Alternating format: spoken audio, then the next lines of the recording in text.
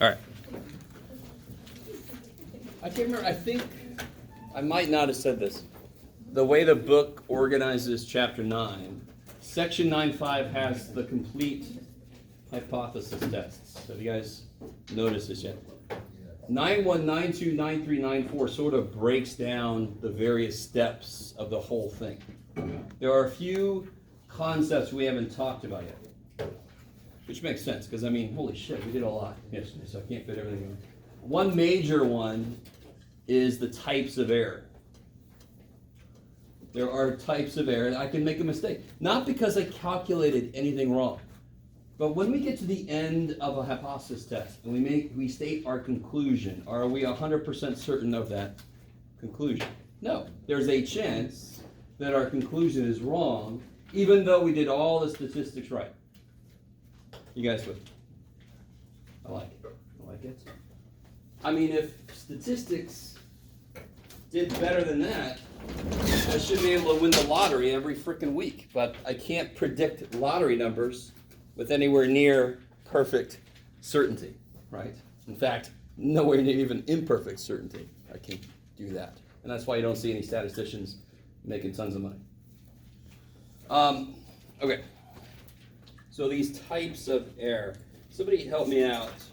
What are the main conclusions we can come to in a hypothesis test? Something about the null. What can we do with the null? Two main things we can do with this guy. Say again? Successfully rejected. Reject it? Or fail to reject it. So I can either, there's two things I could do with this. I can reject the null. When would I do that? What would have to be true for me to reject the null? What would I have to see? I don't know if anybody can summarize it for me. I love you guys. I know this is really freaky. Where's the null think things happen? Somewhere in here, right? He's always the guy that's got an equals as a part of his statement, so he always thinks it's somewhere in there. So how do I reject what this one thinks?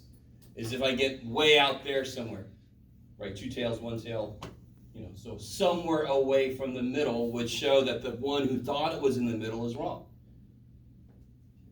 Stop for a second. Okay, I like it. No? Okay. What else can I do? Fail to reject. There you go. I mean, that's the two things. It's crazy. So I can either reject it because I get out here, or I can fail to reject it because I don't get out there. One little thing to notice is we never accept it, because that would imply we've proven it somehow. We showed evidence for it, and you can never really do that with just a sample. All right, so what mistakes? So let's say this. Let's do something that's not mathematical. How do you feel about that? So like this. Yeah, sure. Let's do the court case. What did we say yesterday about a court case? What's our null hypothesis in a court case? Innocent. Let's do it from the perspective of us. I am innocent. And of course, what's the prosecution trying to show evidence for? Yeah, let's just say, not innocent. Or we'll just say guilty, but we'll see why they say it certain ways here in a minute. So which one of these statements can you actually never prove or never really show evidence for would be this one. This is why we say guilty or not guilty. We never say innocent. We just say we either, do you guys kind of see what I'm saying? It's like you could have done it, but we didn't find shit, so we're just going to say you're not guilty for right now. Are you innocent? I don't know. We just can't say you're guilty yet. That's kind of related to why we never say accept the null. Okay. So if a jury decides to reject this, which means the jury thinks that they found evidence that we are guilty, right? So they're going to reject the null. Support this. Everybody with me? What mistake could they have made if in reality I'm actually innocent. I mean, that on the surface, it makes sense. What's the two things I could do? I could either say, this looks wrong. Well, when's that statement going to be wrong if this is actually right? And then the opposite one in a second. So type 1 error is to reject a true null.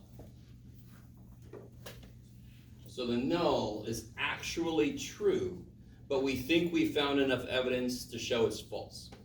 So it's a false negative? Yes. Yes. I wanted to take a second to make sure. Normally talk about false positives, but yes, okay. Is it pretty cool that? You guys see that? And so in this case, what would that mean in this example? They think I'm guilty, when in reality, I am innocent. All right. You guys get that? Do you guys see that? Yes? So the thing about statistics is, what we normally have no clue about is what the reality is. We don't know what the overarching reality. We have little pieces of it that we try to deduce something from. I take a sample, that's a piece of reality, and then I try to say something about what the real situation is. We never know what the actual real situation is. Let's say I want to estimate what percentage of the soil in Chernobyl is still radioactive. Am I going to analyze every soil particle? I don't want to be in there that long, right? There's horror shit happening there, which I never saw the movie. So we take a sample of the soil, and if we take a good enough sample, big enough sample, we feel pretty good about what we found. Does it mean that that's the reality? No. I could have just happened to pick all the hot spots, and I'm like, holy shit, it's still bad in there. When really it's not that bad. Maybe. So of course, what should a type 2 error be? What's the other mistake we can make? What's the only other thing we can do? We can reject the null, so it would be a mistake if it was actually true, or we can fail to reject the null, which would be a mistake if it was false. If we fail to reject something that's false, that's a mistake. I like it. This sounds like it's bordering on philosophy/religion, but it is. That's why that happened. So false prophet. Failed to reject a false null. So what, in this specific example, what does that mean occurred? They think you're innocent when you're really guilty. They think I'm not guilty when I'm actually guilty, right? And so the different ways you say it is fine. They think I'm not guilty when actually I'm guilty as hell.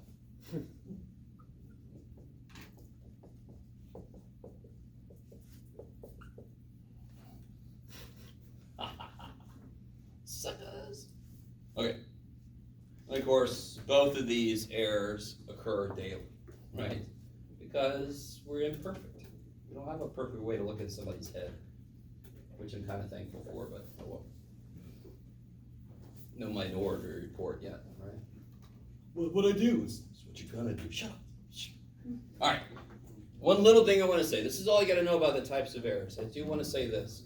Let me try to mathify this a little bit. So the innocent would be in here, and the guilty would be maybe out there. Is that all right? I know this isn't really a math problem, but where would I get, if I made a type 1 error, what does that mean my sample, my amount of evidence got to? Okay, that's a really weird thing.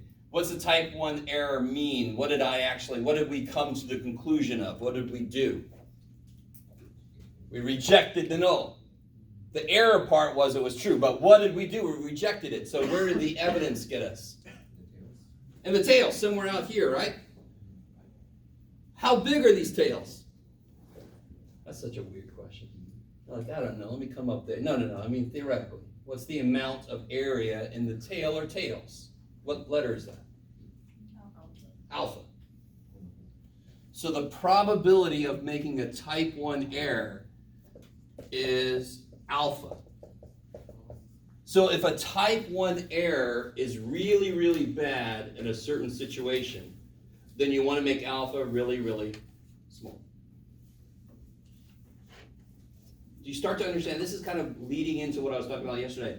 Everybody has their own alpha once they understand enough about what it should be based on. And this is part of what that's based on.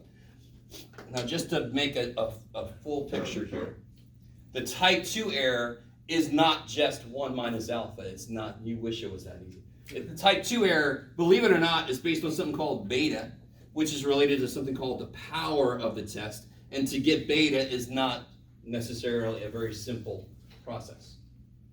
So that's way more than we actually have to know, but I kind of want you guys to really know a little bit more. So what do you have to know? What these are and how to express in a specific situation what they mean. And that's exactly what the homework makes you do. Okay, I like it. Anything about those types of errors? No. Okay. All right. You guys look really bummed out. I'm sorry. It's almost over. It's one more week. And then spring starts. All right. So.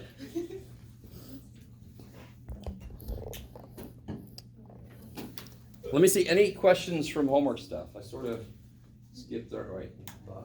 Anything from homework stuff you guys have worked on? I will say this, I always forget to mention the little differences between me and the book. You'll notice, you might notice, the book very often always uses an equal sign. Very often, always. That's good, Jeff. 60% of the time, it works every time. So sometimes the book, like this might be less than 11%, and then here it's equal to. You might see that. I disagree with that, but that's just me. And sometimes it'll actually do what it's supposed to. What should be here? Greater than or equal to, yeah, okay. So you'll see it sometimes. There's a school of thought where the null should always be equals. But we kind of see how that's stupid as shit because my claim could be at least 11%. And then this ain't no equals, right? Just to show off my awesome grammar. Okay, I like it. All right. Yes? Are there any circumstances where you could have more than one alternate hypothesis, or is it always a binary either or? There are multiple types of hypothesis tests that all follow a very similar format, but they don't necessarily have the exact same specifics in each. So there are multivariate problems, there are, So we could see an H2 or an H3 in some not impossible, but it's not really set up that way. But you could set it up that way, but it was not really done. Normally we like to think of it as these are polar opposites. So it kind of precludes that, yeah. But I mean, you could sort of argue, you could write something in multiple ways. Okay. All right. Man, you guys look really bummed out. I'm sorry.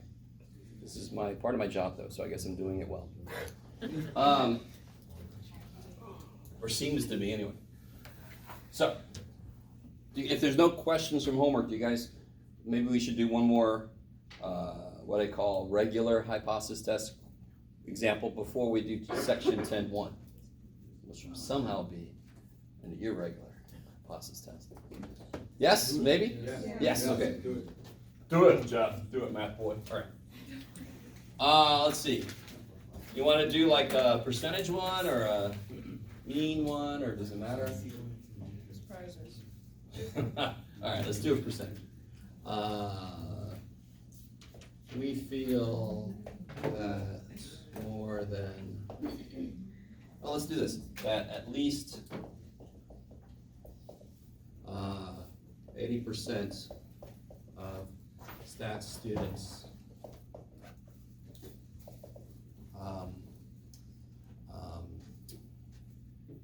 have headaches.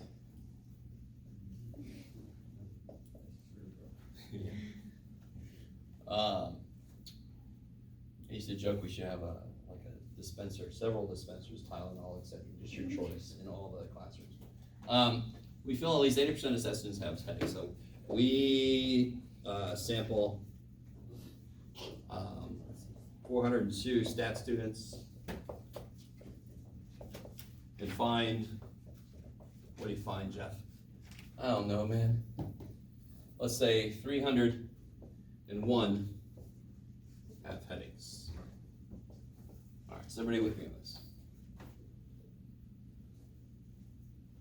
There's something I haven't discussed yet, is that we always reject the null or fail to reject the null. Now, let me come back to that in a minute.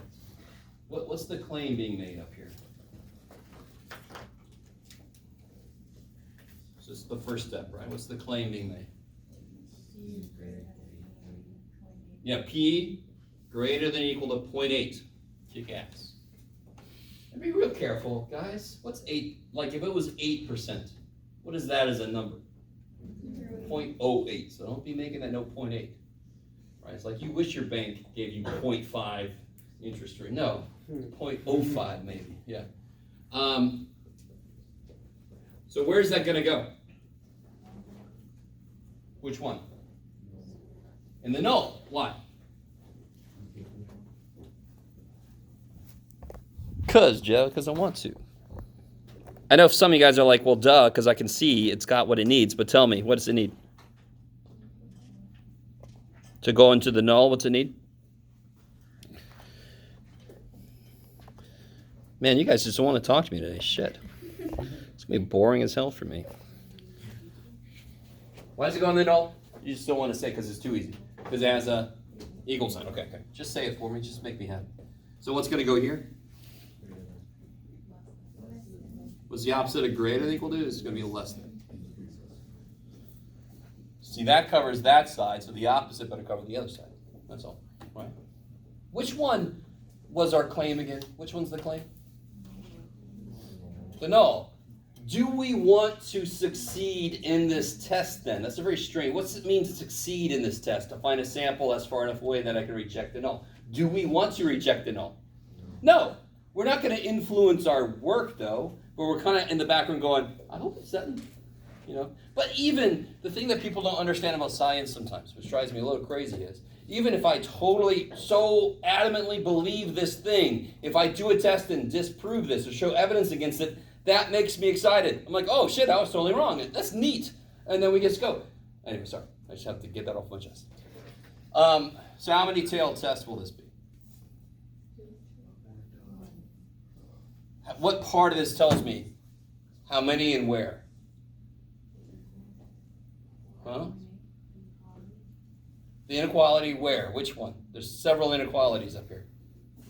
Which thing always sets up the rejection region? This guy. So this is going to be one tail down there. Bam. Let me stop for a minute. H1, the way we've chosen to set this up, that's the one I can always show evidence for. In this case, we kind of hope we don't, because we sort of feel like that's true. So we're sort of hoping we don't find evidence against this. But that doesn't change the test. It's I can show evidence for this. That's what sets up where the evidence should be then. Are you guys, how you guys doing? I gotta stop looking at you guys because you make me sad. I'm sorry. I mean, I was just like, whatever, Jeff. Yeah, keep talking about me. I think it's funny. All right. So that's the first step. Write your claim down, put it in the right place, and then you forget about it. Because the rest of the steps don't care what your claim is. What's the second step? Before I can do anything, I have to know what I can use. Yeah.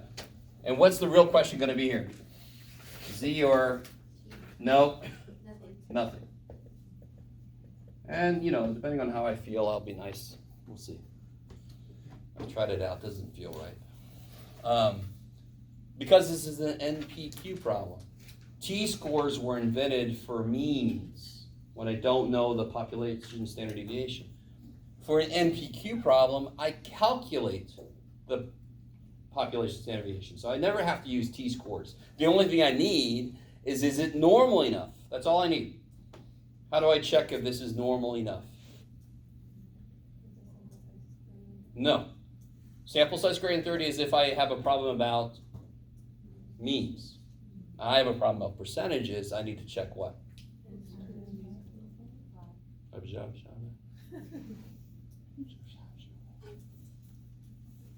I think I heard it, yeah. N times P, N times Q. They have to be at least 5. What's N? 402. The 301 is just the out of 402. 402 is my total number. What's P? No work required. 0.8. Remember a hypothesis test? We assume that is the right number. And then we're going to try to show it leads to a contradiction. So what's P? 0.8. Let me stop for a minute. Everybody looks like they have a question. Nobody's saying a damn thing. I think that's what's bugging me the most. Not just that you look sad, but you're all like, yes? So why are we finding P by dividing 301 by 402? If I do that, what do I find? Not P. I find P hat. Now listen. What did I say earlier about if you know S and you know sigma? Which one do you not give a shit about then? S. You don't care about any estimate for something if we already know the real thing. What did we know? We know P is 0.8. Why would I care about P hat then? Now in step 4 of this problem, we got to do P hat because I want to see how far away my sample got. And P hat is what I get from my sample, right? That's the one place it shows up here. So what is 402 times 0.8? 321.6. Sounds right. Greater than equal to 5. And then what's Q? That's crazy. And that's going to be 80.4. Check! And what does that mean? Normal enough. I love it. I like it. So you don't write this, it's not a big deal. That's what this means. That's why we do this test. Is to see if it's normal enough. Check. So now we can do the next step. Yes? So if we just, for example, on the quiz, use N Q hat, would that be correct? Now what's beautiful about the quiz, if you're really worried about what just was said, is that the quiz is a confidence interval. Did you know P in that? No. The whole point of a confidence interval is try to guess or give a good kind of estimate of what the actual value. We didn't know it. So you have to use P hat because you don't know P. Just the same way you have to use S if you don't know sigma, right? So you're good. I love you guys. It's not like getting worried, but confidence intervals, you know nothing, really. Hypothesis tests, you're assuming you know everything. Which when I say that, I know some students like, well, then it's all bullshit that you're assuming. No. We're assuming this is true and then trying to show a contradiction. That is a beautiful proof style in all kinds of mathematics. Now what can I do? Because we know it's normal enough on step 3. What's step 3 all about?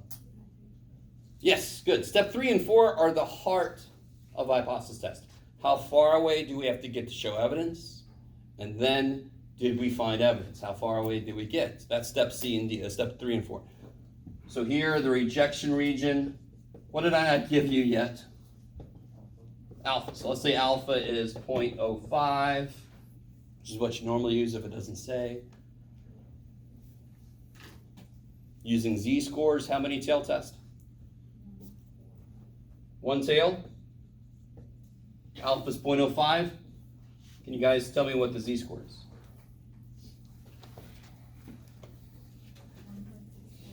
Yeah. Is this right? Yes. No? Yes. There. Okay. Yes. How do you know it's 1/5? Oh, way up here. How do I show evidence for this statement? Is there only one side that shows that? Yes, less than. So the only time it would be 2 is if like P is in the middle of the If what was here, it would be 2 tail. What has to be here? equals or Not equal to. This would be equal to then, right? So if the H1 is not equal to, there's two ways that could be not equal to something. Here, there's only one way I can do what that says. That's it. And in fact, even better, this is an arrow that points in the direction of where this freaking tail is. Holy shit. Thanks, Matt. Okay. So how do I say this in words? If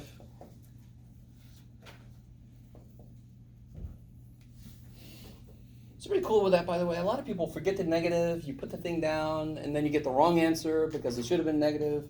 All kinds of weird shit happens. Just if you're here, it's negative because what's in the middle? Yeah. So, yeah, maybe.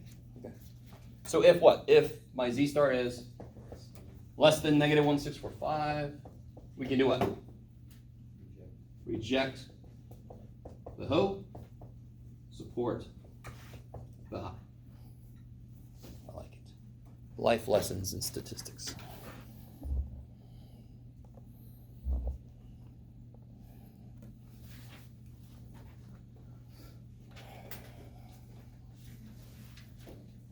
So you really do have to understand each step by itself. They are all very tiny little things in their own little world, right? Just what are we talking about?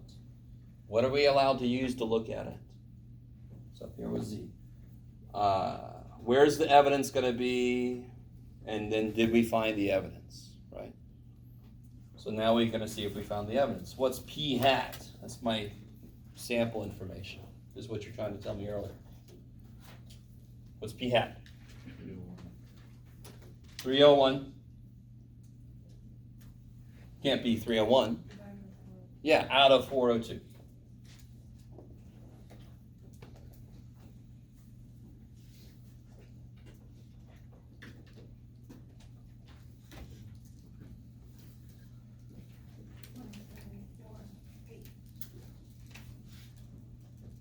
Seven for 9. You guys with that? Of course, 3/4 is 0.75. Makes sense. All right, so that's P hat. That's my sample stuff. That's what we saw in our sample. Now I need to see how far away what we saw is from what we expected to see if this is right. So you understand what I just said? Any sample I take, if this is correct, any well-selected sample that I take, the percentage should be close to this. So this whole idea of the rejection region sets up, well, where does weirdness start? How close should it be? Well, it should be closer than this. If I get further away than this, that's evidence that it isn't 0.8. Because I saw something that should not have happened. Or at least had a very low chance of happening if that was true. I don't know if you guys get that. So hopeful. Okay. So how do I calculate the Z star here? It's going to be my data minus the suspected middle, 0.8, divided by the square root. Oh shit, what goes in there? You guys remember the formula? Yeah. So don't put no 0.749 crap in there. It's going to be just 0.8 P times Q divided by N.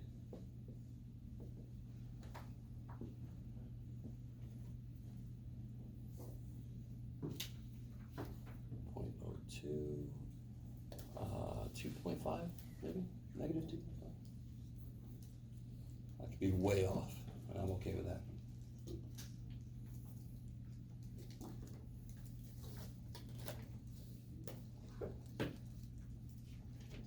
Negative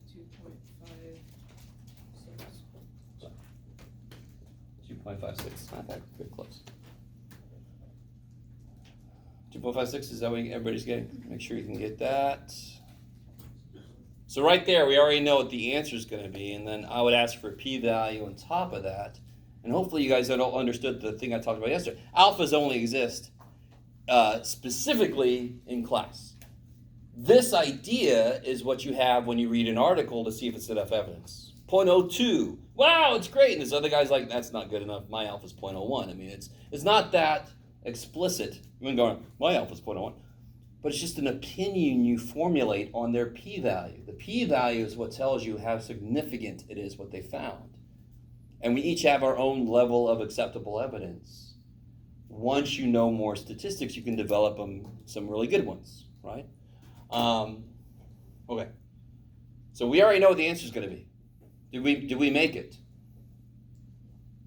We didn't make it. No? What? Did we make it? Yeah, we made it. We made it way the hell in there. Then we negative 2.56. We're way the shit down there. I didn't ask if we're happy about that because I don't know if anybody remembers what I started talking about. We don't care about the claim yet. Again, we don't care. It gets us started and it gets us ended. In the middle, we don't care about it. Right here, I know what can I say. What can we do with the null? Reject it. Which means I can support the high. Which language will I be using in my conclusion? Which one was the claim? Which one of these was the claim? The hope. In fact, if you want to, put a little star next to the one that's the claim so that when you come back to it later, you're like, oh, this guy, I've got to use this language. Screw this language. I got to answer it about what the claim was. How did my claim do? I better tell the guy what his claim did. So see if you can write, well, first off, what's the p-value, and then try to write the conclusion. So this p-value should be relatively easy to find. Where is the p-value on the picture? Be very specific. That's true. Everybody has their own definition of specific, too. It's the area below negative 2.5. There we go. That's specific. Right? P-value is the area of the tail or tails that your z-star makes. So if you just look up negative 256, you got the p-value. If this is a two-tail test, you would have to double it, whatever you get. So if you look up negative 2.56, you found the p-value. All right, let's see, guys. Some people sleeping, some people just staring at me. Some of you guys are looking at this thing. I like that. And I've shamed some of you guys to start doing something. I like it. So when you look at negative 256, what do you get? 0.0052. So the p-value 0.0052. If I would have seen that p-value in that thing I showed you earlier, we would have been like, wow, that's pretty good. That's kind of like another way to look at why we did reject the null, because that's pretty damn far away. It's very unlikely that this happened if the middle really is here. So here's the thing I haven't done yet. Either the middle is here, and I just happened to pick a sample that was way the shit down there, or the picture actually looks more like this maybe,